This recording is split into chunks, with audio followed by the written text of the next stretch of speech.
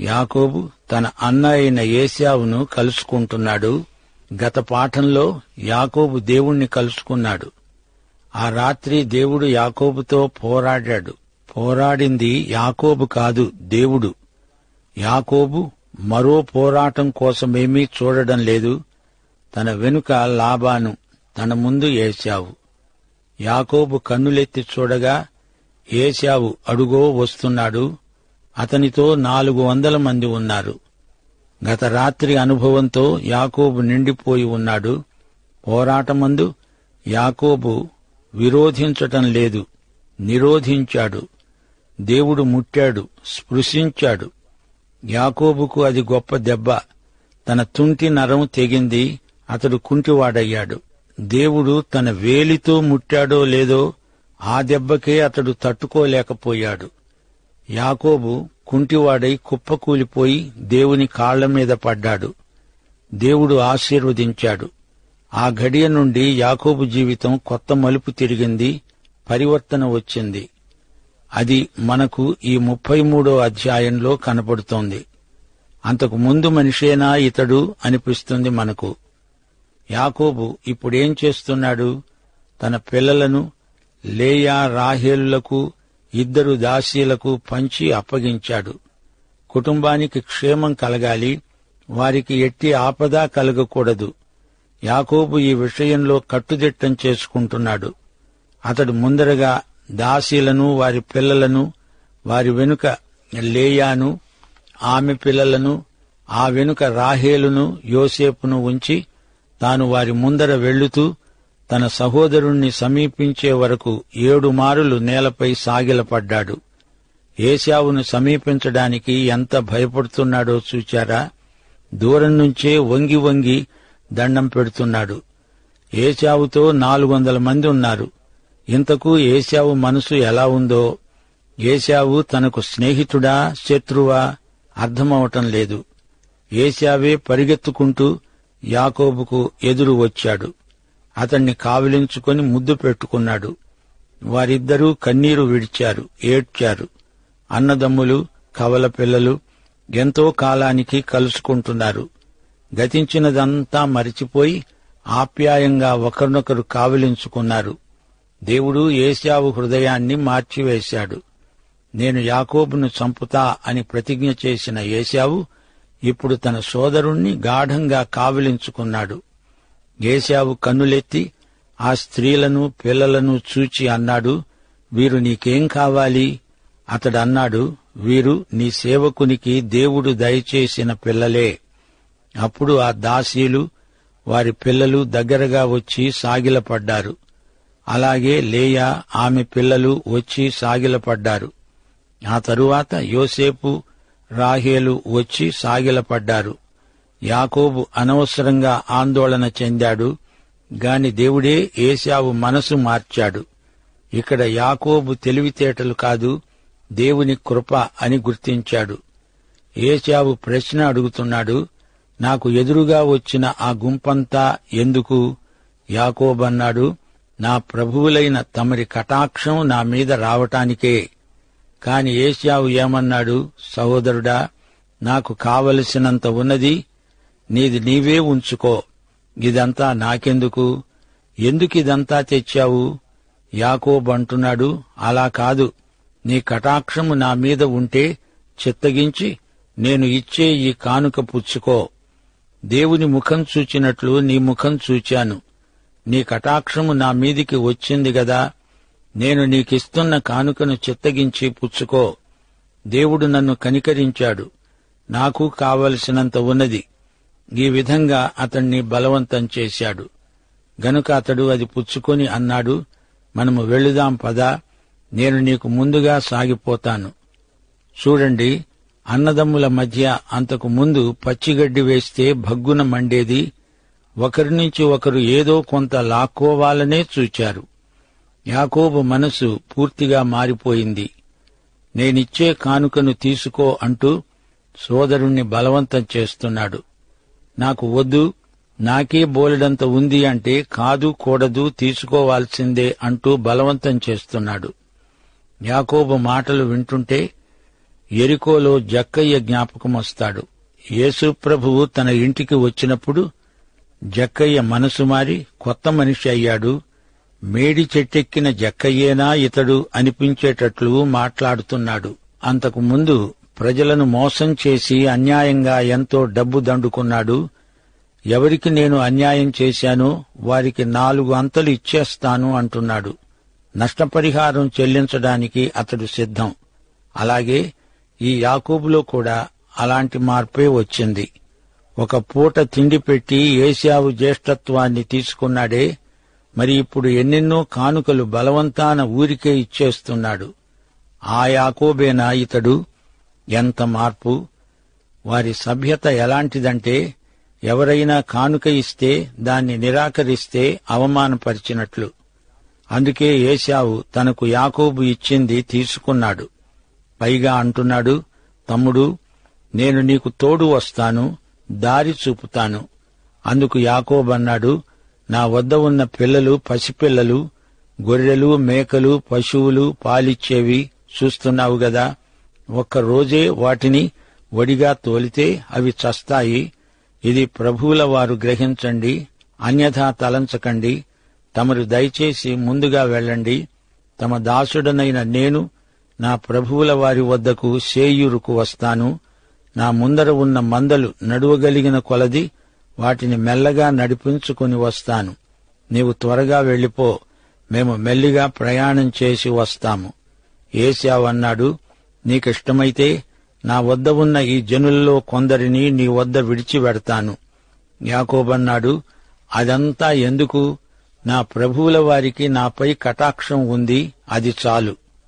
యాకోబు అతి వినయం ఎంతవరకు వెళ్ళింది అంటే, ప్రతి మాట ఆచి తూచి మాట్లాడుతున్నాడు.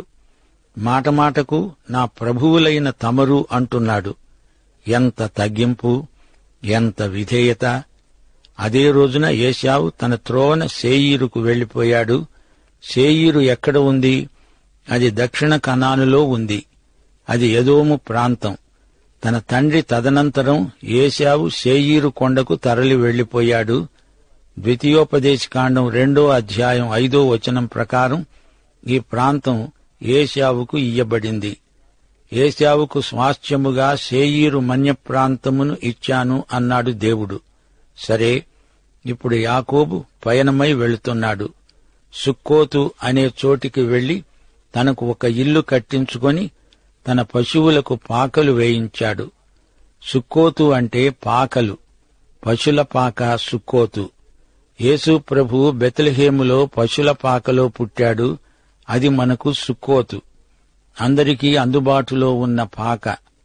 యాకోబు మానసికంగా ఆధ్యాత్మికంగా ఎంతో మార్పు చెందాడు. ఏశావుకు ఏదో లంచమిచ్చి మనసు మారుద్దామనుకున్నాడు. అలా కాదు, దేవుడే ఏశావు మనసు మార్చాడు. లాబాను నుండి తెలివిగా తప్పించుకుందామనుకున్నాడు. కాదు, దేవుడే లాబానును అదుపులో ఉంచాడు. యాకోబు స్వప్రయత్నాలన్నీ విఫలమైపోయాయి. ఇప్పుడతడు దేవుని మీద పూర్తిగా ఆధారపడుతున్నాడు. లాబాను తనకు కీడు చేయలేదంటే అది దేవుని కృప. ఏశావు తనను ప్రేమతో అంగీకరించి చేర్చుకున్నాడంటే అది దేవుని కృపే. యాకోబుకు అతిశయించడానికి ఆస్కారమే లేదు. ఇప్పుడు అటూ ఇటూ యాకోబుకు ఎంతో శాంతి, సమాధానం. ఏశావుకు ఎంతో సమృద్ధి. అతడు యాకోబు నుండి ఏమీ ఆశించలేదు. అతి బలవంతం మీద సభ్యత కోసం, మర్యాద కోసం తీసుకున్నాడు, అంతే. వీరిద్దరి మధ్య సమాధానంలో ఎంత ఔదార్యం, ఎంత అవగాహన! సహోదర ప్రేమ ఇక్కడ కనిపిస్తున్నది. ఎంతో ఆకర్షణీయమైన వైఖరి. యాకోబు జీవితంలో చీకటి ఘడియలు గతించాయి. సూర్యరశ్మి ప్రసరిస్తోంది. లాబానుతో, ఏశావుతో సమాధానం. తన గత జీవితమంతా దేవుని హస్తం అతనికి తోడై ఉంది. యాకోబు ఇప్పుడు దేవుణ్ణి ఎంతో మహిమపరుస్తున్నాడు. అయినా అంతకు ముందు తాను వేసిన విత్తనం అదే రకపు పంటను ఇయ్యబోతోంది. దేవుడు వెక్కిరించబడడు. ఎవడు ఏది విత్తితే అదే పంట కోస్తాడు. ఈ సమయమందు యాకోబు శేయీరుకు చేరుకున్నాడు.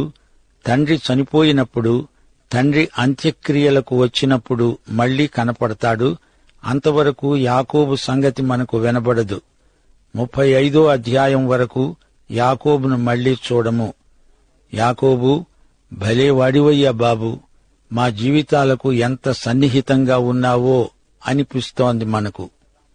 యాకోబు పద్దనరాములో నుండి వచ్చిన తరువాత కనాను దేశంలో ఉన్న షెకెము అనే ఊరికి సురక్షితంగా వచ్చి ఆ ఊరి ముందరే తన గుడారం వేసుకున్నాడు. తన గుడారములు వేసిన పొలము యొక్క భాగాన్ని షెకెము తండ్రి అయిన హామోరు కుమారుల వద్ద 100 వరహాలకు కొని అక్కడ ఒక బలిపీఠము కట్టించి దానికి ఏల్ ఎలోహేయి ఇశ్రాయేలు అని పేరు పెట్టాడు. ఇశ్రాయేలు దేవుడే దేవుడు అనే అర్థమిచ్చే పేరు. సోదరీ సోదరులారా, నేరానికి శిక్ష దేవుడు నిర్ణయించిన విధానం. మానవ ప్రవృత్తిలో నేరం ఎందుకు చోటు చేసుకుంటుంది? నైతికమైన మనస్సాక్షి ప్రతి ఒక్కరికి కుటుంబంలో మనిషికి అతి బాల్య దశలో అలవడుతుంది. వ్యక్తిగత బాధ్యతలను నేర్చుకునేది కుటుంబంలోనే. నేటి నైతిక సంక్షోభానికి అసలు కారణం సమాజంలోని కుటుంబాలలో నైతిక ప్రమాణాలు దిగజారిపోవటమే. ఈ విషయంలో అమూల్యమైన పాఠం మనం నేర్చుకుంటున్నాము. పాత నిబంధనలోని వాస్తవ గాథల్లో ఎన్నెన్నో పాఠాలు మనం ఇంతవరకు నేర్చుకున్నాం. పూర్ణ హృదయంతో, పూర్ణాత్మతో మన దేవుణ్ణి ప్రేమించాలి, ఆయనను సేవించాలి. దేవుని మాటలు మన హృదయంలో, మన మనస్సులో ఉంచుకొని వాటిని మన చేతుల మీద సూచనలుగా కట్టుకోవాలి. కన్నుల నడుమ బాసికంగా ఉండాలి. దేవుని వాక్య సత్యాలను పిల్లలతో చర్చించాలి. వారికి అర్థమయ్యేలా చెప్పాలి. ఇంట్లో ఎక్కడ చూచినా దేవుని వాక్యం మనకు కనపడాలి, వినపడాలి. యేసు ప్రభువును ప్రేమించి ఆయన మార్గములన్నిటిలో నడుస్తూ ఆయననే హత్తుకొని ఆయన ఆజ్ఞలను అనుసరించి జాగ్రత్తగా నడుచుకోవాలి. ఆజ్ఞలను గైకొంటే దీవెన, లేకపోతే శాపం. ఇది వ్యక్తిగత తీర్మానముపై ఆధారపడి ఉంది. గెరిజీము కొండ దేవుని కొండ, ఏబాలు కొండ సైతాను కొండ, శాపపు కొండ. 2 కొండలలో నీది ఏ కొండ? సోదరుడా, సోదరి, పాత నిబంధన గాథలన్నిటిలో అటూ ఇటూ, ఆటూ పోటూ వ్యక్తుల జీవితాలలో, కుటుంబాలలో తేటగా చూడగలం. 127వ కీర్తన 1వ వచనం. మన జీవిత సూత్రం ఒకటి మన కోసమై చెప్పబడి ఉంది. యెహోవా ఇల్లు కట్టించని ఎడల దానిని కట్టేవారి ప్రయాసం వ్యర్థమే. కుటుంబ యజమాని, యజమానురాలు ఇద్దరూ దేవునితో కలిసి జతపని వారై నిర్మిస్తారు. దేవునితో మనం సహనిర్మాతలం. క్రైస్తవ కుటుంబీకులారా, 141వ కీర్తన మీ హృదయాలపై ముద్రించుకోండి. ప్రార్థన ధూపం అదే సాయంకాల నైవేద్యం. మన నోరు, పెదవులు యేసు స్పర్శ చేత పవిత్రమైపోవాలి. దైవదాసులు వాక్య ప్రబోధంలో మనలను గద్దిస్తే అది తైలాభిషేకం. యేసు మధురవాక్కులు చెవులారా వినండి, మనసారా ధ్యానించండి. దేవుని దృష్టిలో కుటుంబ వ్యవస్థ ఎంతో పవిత్రమైనది. కుటుంబ సంక్షేమం దేవుని ప్రత్యేక లక్ష్యం. తన ఇంటివారిని సరిగా నడిపించలేనివాడు అవిశ్వాసి కంటే చెడ్డవాడు. కుటుంబ పరిధిలో సహనము, దయ, కనికరం కానరావాలి. ఏశావు, లాబానుల మనస్సు ఎలా మారిందో, దేవుని బిడ్డ అయిన యాకోబుకు దేవుని కాపుదల ఎలా ప్రాప్తించిందో గమనించండి. మనం ఆపదలో చిక్కుబడి ఉన్నా ఆయనే నన్ను, నిన్ను బ్రతికిస్తాడు. శత్రువుల బారి నుండి ఆయనే తప్పిస్తాడు. దేవుని కుడిచేయి నిన్ను రక్షిస్తుంది. 1 పేతురు 3వ అధ్యాయం 8వ వచనం మరువవద్దు.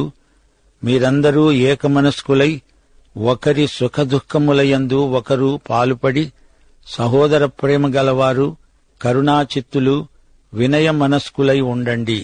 ఆశీర్వాదమునకు వారసులవటానికి మీరు పిలువబడ్డారు.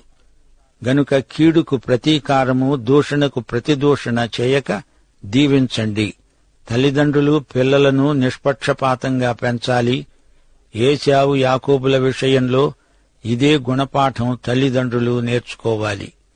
ఏలీ యాజకుడై ఉండి తన కుమారులు తమకు తాము శాపగ్రస్తులుగా చేసుకుంటున్నారని తానెరిగి కూడా వారిని అడ్డగించలేదు.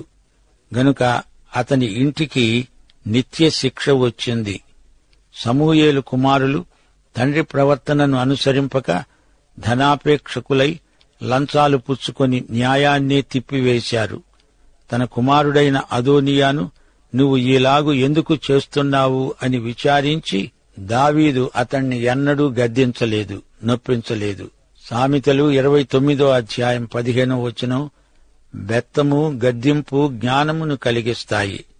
అదుపులేని బాలుడు తన తల్లికి అవమానము తెస్తాడు. ఈ రోజున తప్పిపోయిన కుమారులు కుమార్తెలు ఎందరో ఉన్నారు. తల్లిదండ్రులు వారి పక్షమున విజ్ఞాపన ప్రార్థనలు చేయాలి. వారిని నీతి మార్గములోనికి రాబట్టాలి. ఈ 33వ అధ్యాయంలో మనము చూచిన వ్యక్తులను మరొకసారి జ్ఞాపకం చేసుకుందాము. యాకోబు, ఏశావు, లేయా, రాహేలు, యోసేపు. వీరిని గురించిన మరికొన్ని వివరాలు వచ్చే సందేశంలో నేర్చుకుంటాము. యాకోబు ఎందుకు వెంటనే బేతేలుకు వెళ్లలేదు? వెళతాడు.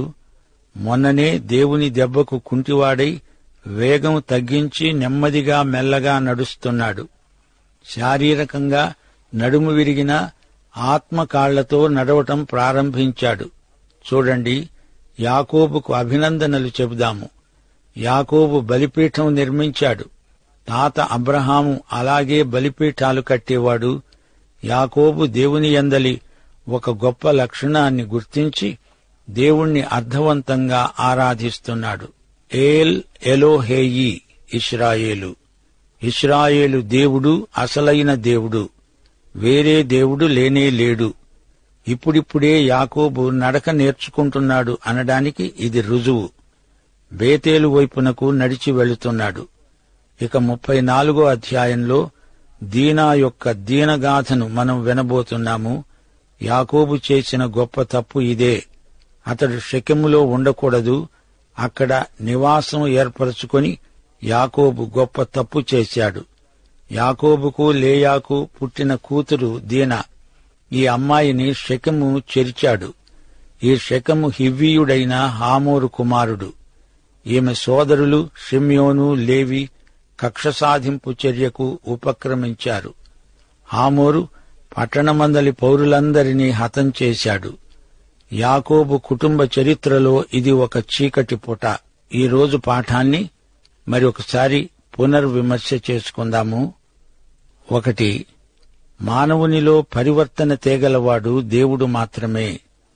మనము మనిషి అలవాట్లనే మార్చలేము, కాని దేవుడు మనిషి అంతరంగాన్ని మార్చగలడు. ఏశావు యాకోబుల మధ్య ప్రేమ సంబంధాలను దేవుడే పటిష్టం చేశాడు. వారిద్దరి మధ్య సమాధానం కలిగిందంటే అది దేవుడు చేసిన కార్యమే. యాకోబు ఏవేవో ఉపాయాలు పన్ని సోదరుడి మనస్సు మెత్తపడేటట్టు చేద్దామనుకున్నాడు. కాని అది అతడు చెయ్యలేదు. దేవుడే ఆ పని చేశాడు. 3. ఆత్మల రక్షణకు మన ఉపాయాలు పనికిరావు. ఒక వ్యక్తి యొక్క అంతరంగం మారాలంటే అది పరిశుద్ధాత్మ మాత్రమే చేయగలడు. ఒక వ్యక్తిని ప్రభువు దగ్గరికి తేవాలంటే దేవుని ఆత్మ చేయగల కార్యమది. 4. దేవుణ్ణి మాత్రమే ప్రభువు అనాలిగాని యాకోబు ఏశావును చూచి నా ప్రభువా అంటున్నాడు. ఏశావు ముఖస్తుతి చేస్తున్నాడు. 5. నీ ముఖం దేవుని ముఖమే అంటున్నాడు. ఇలాంటి పొగడ్తల ద్వారా సమాధానం ఎన్నటికీ కలగదు. సమాధానకర్త అయిన దేవుడే వ్యక్తుల మధ్య సమాధానం కలిగించగలడు. ప్రార్థన చేసుకుందాం. దేవా, ఉన్నవాడవు అనేవాడవు, నీ పవిత్ర నామము పరిశుద్ధపరచబడునుగాక. ఈ రోజున మీరు మాకు నేర్పిన పాఠం ఎంతో అమూల్యమైనది. పాత నిబంధనలోని వ్యక్తుల యొక్క అనుభవాలను బట్టి మా జీవితాలను మేము సరిదిద్దుకోవడానికి మీరు మాకు ఎంతో సహాయం చేస్తున్నారు. పరిశుద్ధాత్మ పాపమును గురించి, నీతిని గురించి, తీర్పును గురించి ఒప్పుదల కలిగిస్తున్నాడు. ఇహలోక జ్ఞానము, కీర్తి, శక్తి అంతా నీ పాదాల క్రింద ధూళితో సమానం. మా శ్రోతలను, వారి కుటుంబాలను, పిల్లలను ఆశీర్వదించండి. నేటి పాఠము ద్వారా కుటుంబాలలో శాంతి, సమాధానము కలిగించండి. తల్లిదండ్రులు పిల్లలను నిష్పాక్షికంగా చూడాలని, పిల్లలందరినీ సమానముగా ప్రేమించాలని మీరు మాకు నేర్పుతున్నారు. పిల్లలు కూడా తల్లిదండ్రులకు విధేయులై నీతి మార్గములో పెంచబడాలని నేటి పాఠం మాకు బోధిస్తున్నది. మీరు మాకు నేర్పిన ప్రతి సత్యము కొరకు మీకు మా హృదయపూర్వకమైన కృతజ్ఞతలు. పరిశుద్ధాత్మదేవా, నీవు మమ్మలను సర్వసత్యములోకి నడిపిస్తున్నావు. నీకే మా హృదయపూర్వకమైన కృతజ్ఞతలు. నేటి పాఠము కొరకై మరొకసారి మీకు కృతజ్ఞతాస్తుతులు సమర్పిస్తూ మా ప్రభువు రక్షకుడైన యేసుక్రీస్తు వారి దివ్యనామమున ప్రార్థన చేస్తున్నాము తండ్రి. ఆమేన్.